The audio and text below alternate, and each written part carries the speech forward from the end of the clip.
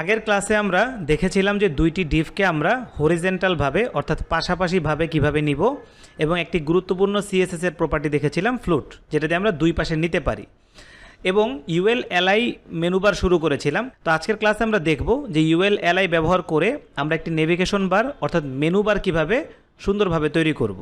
তাহলে চলুন আজকের ক্লাসটি শুরু করা যাক। পূর্বের ক্লাসে আমরা এই পর্যন্ত কাজ করেছিলাম, দুইটা ডিভ নিয়ে আমরা ইউএল এলআইকে ভিউ করেছিলাম। কিন্তু মেনুবার নর্মালি ওয়েবসাইট এভাবে হয় না। আমাদের এক্সারসাইজ যে ফাইলটি আছে সেটা হচ্ছে হরিজেন্টাল মেনু, কিন্তু আপনি যদি লম্বালম্বি ভার্টিক্যাল মেনুও করেন তাহলে হচ্ছে এইভাবে ডটগুলো থাকে না, ওইটা সুন্দরভাবে থাকে। তো এটাকে সিএসএস করে আমাদের ঠিক করতে হয়।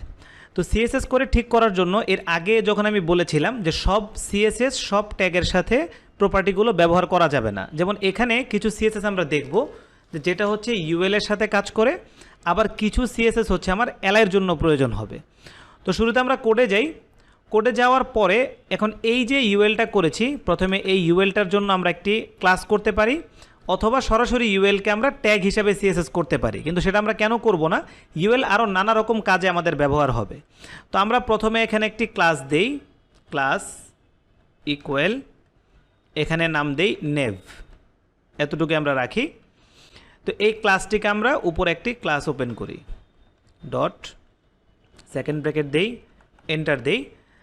এখন এখানে প্রথমে আমাকে যেটা করতে হবে, এখানে লিখতে হবে এই যে একটি ডিজাইন আমরা দেখতে পাচ্ছি না, ডট ডট ডট ডট, এই ডিজাইনটিকে হাইড করতে হবে। তো এই ডিজাইনটি হাইড করার জন্য কোড হচ্ছে লিস্ট স্টাইল টাইপ, অর্থাৎ এই যে কোডটি আমরা দেখতে পাচ্ছি list hyphen style hyphen type colon, এরপরে দিব আমরা নান দিয়ে সেমিকলন দিই। তো এখন আমরা যাই, রিফ্রেশ দেই, আমরা লক্ষ্য করি আমার এই যে বারটি আছে সেটা কিন্তু চলে গিয়েছে। এখন এই লিস্ট স্টাইল অনেক রকম আছে, লিস্টের স্টাইল অনেকভাবেই করা যায়। তো এখন যেহেতু আমরা মেনুবার শিখছি ওইটা আমরা আপাতত বাদ দেই। তো এখন কি করলাম, এটাকে প্রথমত আমরা নান করে দিলাম। নান করে দেওয়ার পরে এই যে আমাদের নিচের যে এলআইগুলো আছে, এই এলআইগুলোর জন্য আমাকে কি করতে হবে, ক্লাস তৈরি করতে হবে। তো এখন আমরা যখন 5টি মেনু দিয়েছি, আমরা যদি সিঙ্গেল এলআইকে কাজ করি তাহলে আমাকে কি করতে হবে, 5টা সিএসএস ওপেন করতে হবে, অথবা সরাসরি ট্যাগকে যদি আমি ওপেন করি তাহলে যখন আমি ফুটারে গিয়ে কাজ করব তখন কিন্তু আমাকে অনেক প্রবলেম ফেস করতে হবে এই এলআইয়ের জন্য।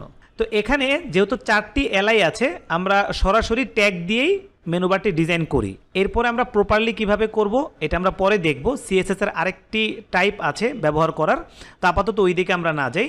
তো আমরা এখানে এলআই ট্যাগকে ওপেন করি, কারণ জানি আমরা ট্যাগকে ডিজাইন করব, এই জন্য কী করবো না, ক্লাস তৈরি করব না। তো একটু আগে আমরা যেটা দেখেছিলাম ফ্লুট, অর্থাৎ আমি যখন কোনো কিছুকে ডানে বা বামে নিতে চাই তখন আমাকে কি করতে হয়, ফ্লুট করতে হয়। এখন আমি এই অ্যাবাউট আজকে কী করব, হরিজেন্টালভাবে ডান দিকে আনবো। তো সেমভাবে আগের যে কমান্ডটি আমার ছিল ডিভের ক্ষেত্রে, আমি সেম কমান্ডটি এখানে দিব, ফ্লুট কলন লেফট দিয়ে সেমিকলন দিই, ওকে দেই, রিফ্রেশ দেই। আমরা লক্ষ্য করি এটা কিন্তু পাশাপাশি চলে এসেছে। এখন এই দুইটার মাঝখানে যদি আমি গ্যাপ করতে চাই, সবগুলোর মাঝখানে মাঝখানে গ্যাপ হবে। আমরা একটু মনে করি একটু আগে মেনুবার আমরা যেভাবে নামিয়েছিলাম উপর দিক থেকে, আমরা এখানে কি দিব, মার্জিন দিব। আমি বলেছি না এগুলো খুব ভেবে ভেবে আমাদের কাজ করতে হবে। মার্জিন দিব এবার রাইট, কারণ আমরা ডান দিকে চাপাবো, মার্জিন রাইট কলন, এখানে আমরা দিয়ে দিই 15 পিক্সেল, ওকে, রিফ্রেশ দেই। আমরা লক্ষ্য করি এটা কিন্তু একটা গ্যাপ হয়ে গিয়েছে। এখন এখানে আমরা একটা ফন্ট সাইজ দিয়ে দিই, ফন্ট সাইজ আমরা এটা 18 পিক্সেল করে দিই। লক্ষ্য করি এই কোডগুলো কিন্তু আমরা ইউএলএ দেইনি, কারণ হচ্ছে ইউএলএ যেটা দরকার সেটা ইউএলএ গিয়েছে, এলআইতে যেগুলো দরকার সেগুলো কিন্তু এলআইতে আসছে। তো আমরা রিফ্রেশ দেই, এটা আরেকটু বড় হয়েছে।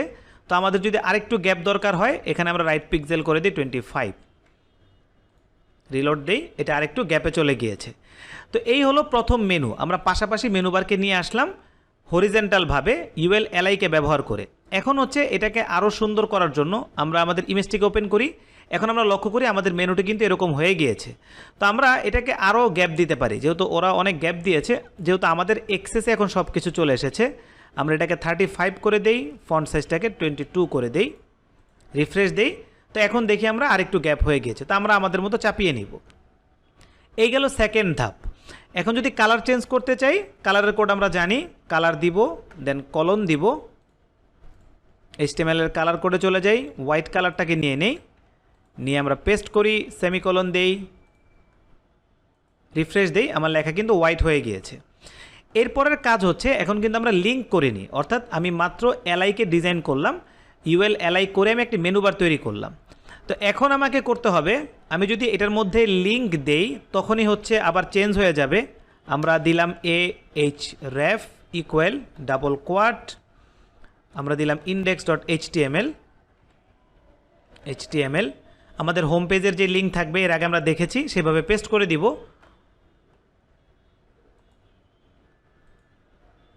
তো এভাবে আমরা সবগুলোতে লিঙ্ক তৈরি করে ফেলি।